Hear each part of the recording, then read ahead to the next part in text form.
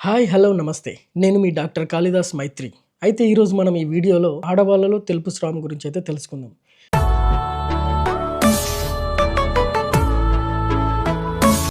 ప్రతి నలుగురి ఆడవారిలో ముగ్గురికైతే తెలుపు స్రావం అవుతుంది. అసలు ఈ తెలుపు స్రావం ఎందుకు అవుతుందనేది 100 మంది ఆడవాళ్ళలో ఒక 50-60 మందికైతే కూడా తెలియదు.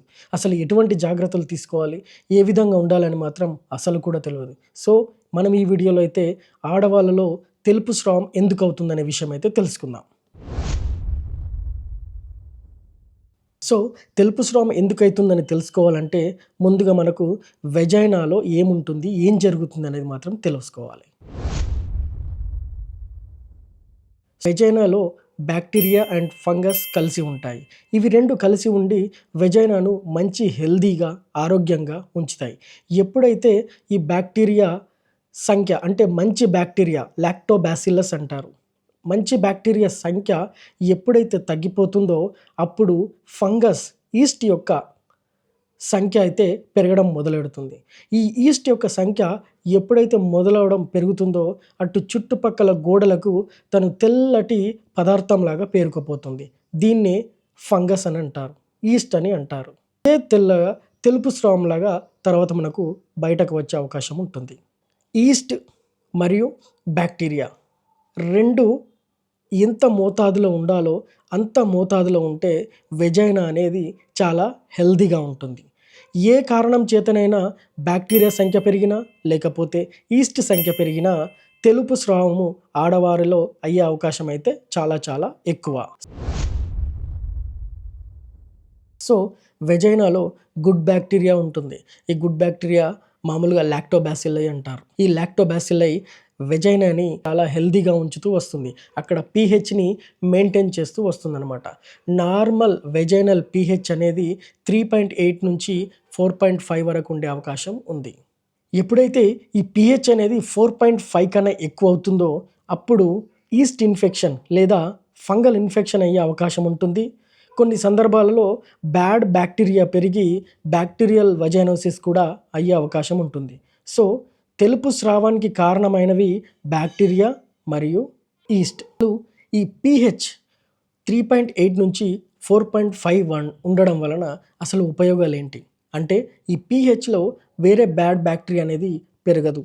ఈ పీహెచ్లో ఈస్ట్ అంటే ఫంగస్ అనేది పెరగదు. ఈ పీహెచ్లో ఎటువంటి ఇబ్బందులు అయితే వెజైనాకైతే ఉండదు. సో ఇది హెల్దీ పీహెచ్ వెజైనా కోసం. సో ఎప్పుడైతే ఈ పీహెచ్ అనేది పెరుగుతుందో అప్పుడు మాత్రం ఫంగల్ ఇన్ఫెక్షన్, బ్యాక్టీరియల్ ఇన్ఫెక్షన్ అయ్యే అవకాశం ఉంటుంది.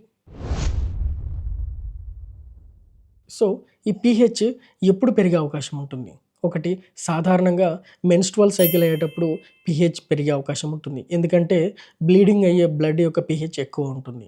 అదేవిధంగా సెక్సువల్ ఇంటర్కోర్స్ చేసిన తర్వాత సీమెన్ యొక్క పీహెచ్ ఎక్కువ ఉంటుంది కాబట్టి ఆ సందర్భాలలో పీహెచ్ పెరిగే అవకాశం ఉంటుంది. హార్మోనల్ చేంజెస్, ఆడవారిలో హార్మోనల్ చేంజెస్ బర్త్ టైంలో కావచ్చు, ఎక్సెసివ్గా మనము యాంటీబయాటిక్స్ వాడినప్పుడు, ఆడవాళ్ళు వాడే బట్టలు అలా టైట్గా ఉన్నప్పుడు, అండర్వేర్స్ కానీ టైట్గా ఉన్నప్పుడు, సింథటిక్ అండర్వేర్స్ వేసుకున్నప్పుడు, గాలి ఆడినటువంటి దుస్తులు ధరించినప్పుడు కూడా అక్కడ పీహెచ్ విలువలో మార్పులు వచ్చి ఈస్ట్ పెరగడానికి అంటే ఫంగస్ పెరగడానికి అవకాశం అయితే ఉంది.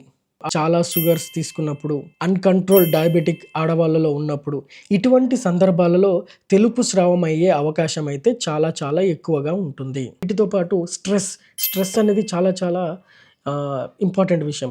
ఎప్పుడైతే ఆడవాళ్ళు ఎక్కువ స్ట్రెస్ తీసుకుంటారో పీహెచ్ బ్యాలెన్స్ కూడా మారిపోయి పీహెచ్ ఎక్కువ అయిపోయి ఈస్ట్ కానీ బ్యాక్టీరియా కానీ పెరిగే అవకాశం అయితే ఉంటుంది. సో మనము ఈ బ్యాక్టీరియల్ వెజనోసిస్కి అండ్ ఈస్ట్ ఇన్ఫెక్షన్కి ఏ విధంగా గుర్తించవచ్చు? బ్యాక్టీరియా వలన కలిగే తెలుపు స్రావము చిక్కగా ఉండకుండా పలుచగా, ఎక్కువ వాసనతో, తెలుపు లేదా గ్రే కలర్లో బూడిద వర్ణంలో ఉంటుంది. సో దీని వలన కలిగే లక్షణాలు రెడ్నెస్ కానీ, ఇచ్చింగ్ కానీ, దురద పెట్టడము, డిస్కంఫర్ట్గా ఉండడము, యూరిన్ చేసేటప్పుడు కొద్దిగా డిస్కంఫర్ట్గా ఉండడం అయితే జరుగుతుంది. సో నెక్స్ట్, ఫంగల్ ఇన్ఫెక్షన్ అంటే ఈస్ట్ పెరగడం వలన తెలుపు స్రావం ఏ విధంగా ఉంటుంది? ఇది గట్టిగా అంటే పలుచగా కాకుండా గట్టిగా చిక్కగా ఉంటుంది. దీని స్మెల్ అంతగా ఉండదు. అండ్ దీని వలన ఇచ్చింగ్ అని చాలా ఎక్కువగా ఉంటుంది, ఇరిటేషన్ ఉంటుంది, ఇన్ఫ్లమేషన్ ఉంటుంది, రెడ్నెస్ ఎక్కువ ఉంటుంది. ఎస్పెషల్లీ మూత్రం పోసినప్పుడు బర్నింగ్ సెన్సేషన్ అయితే చాలా ఎక్కువగా ఉండే అవకాశము, డిస్కంఫర్ట్ ఎక్కువగా ఉండే అవకాశం అయితే ఈస్ట్ ఇన్ఫెక్షన్ వలన వచ్చే అవకాశం ఉంటుంది. ఇది నేను చార్ట్ కూడా పెడతాను.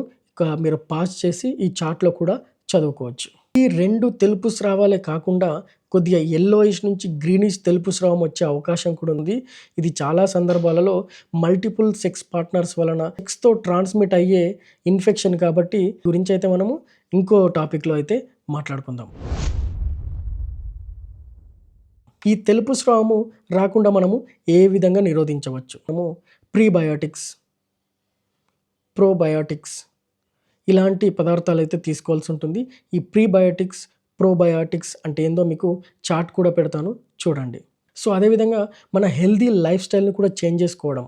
ఏ విధంగా అంటే చక్కెరని తక్కువ తీసుకోవడం, కొద్దిగా బ్రిస్క్ వాకింగ్, కొద్దిగా నడవడము, కొద్దిగా ఆరోగ్యంగా ఉండడము. వెజైనాను కడుగుతున్నప్పుడు ముందు నుంచి వెనక వైపుకు మాత్రమే కడగాలి. ఒకవేళ మీరు కొద్దిగా ఇన్ఫెక్షన్ లాగా ఫీల్ అయితే కోకోనట్ ఆయిల్ అప్లై చేసినా కూడా సరిపోతుంది. అండ్ కాటన్ గార్మెంట్స్ మాత్రమే వాడండి.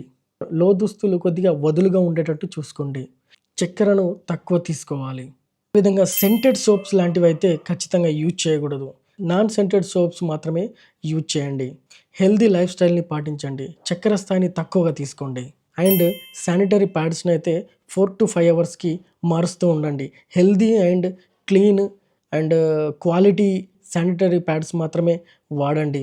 పాతకాలం పద్ధతుల్లాగా బట్టలైతే వాడకూడదు.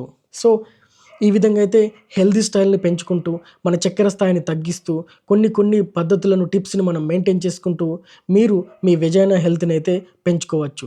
వెజైనా పీహెచ్ 3.8 నుంచి 4.5 అనేది చాలా చాలా హెల్తీ.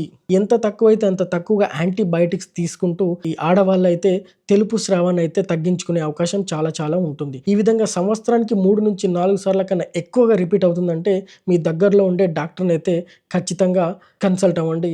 అదేవిధంగా ఎక్కువ స్మెల్ వచ్చినా, ఇచ్చింగ్ గానీ, ఇన్ఫ్లమేషన్ గానీ, దురదలని ఇట్లాంటి సింప్టమ్స్ ఎక్కువైనప్పుడు మాత్రము ఎటువంటి సందర్భాలలో అయితే మీరు ఖచ్చితంగా మీ దగ్గరలో ఉన్న డాక్టర్‌ని అయితే కన్సల్ట్ అవ్వండి. ఇది ఫ్రెండ్స్ అసలు తెలుపు స్రావము ఆడవాళ్ళలో ఎందుకు జరుగుతుంది? ఎలా జరుగుతుంది? దానికి తీసుకోవాల్సిన కొన్ని జాగ్రత్తలు. ఇది మీకు తెలియకపోతే పాటించండి. తెలియని వారికైతే షేర్ చేయండి. సో ఇలాంటి టాపిక్స్ గానీ, ఇంకా గానీ మీరు తెలుసుకోవాలనుకుంటే కింద కమెంట్ బాక్స్‌లో అయితే ఖచ్చితంగా కమెంట్ చేయండి. Stay hygiene, stay fit, stay healthy. This is your doctor Kalidas Maitri signing of.